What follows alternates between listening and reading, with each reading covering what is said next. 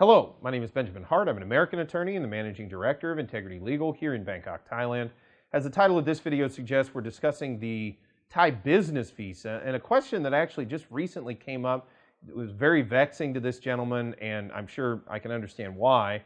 I oftentimes take matters pertaining to Thai immigration a little bit for granted, and I forget that folks that don't deal with this system, it can be a really Byzantine, confusing system to deal with. But the title of this video basically sums it up. Why didn't I get a year status when arriving in Thailand when I arrived on a one-year business visa?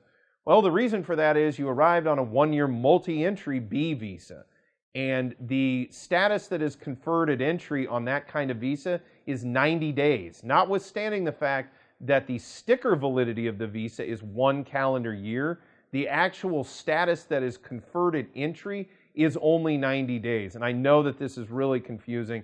In fact, it's really nettlesome for a number of people. And I feel your pain, for lack of a better term, because I've dealt with multi-entry business visas when I first arrived here in Thailand, and I didn't really understand them at first either. It kind of threw me for a loop a little bit too.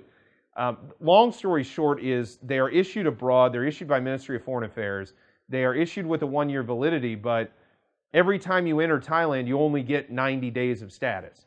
And in the days prior to the COVID response, back in March of 2020, you would see a situation wherein people would come in frequently using a multi-entry visa and they get their 90 days.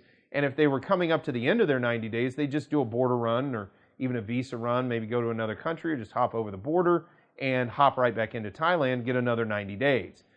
That is currently not really all that feasible, so folks that are entering Thailand on a multi-entry visa may find themselves in a really kind of a sticky wicket, for lack of a better term, wherein they're not going to be able to gain long-term status just by arriving on a one-year multi-entry Thai B visa.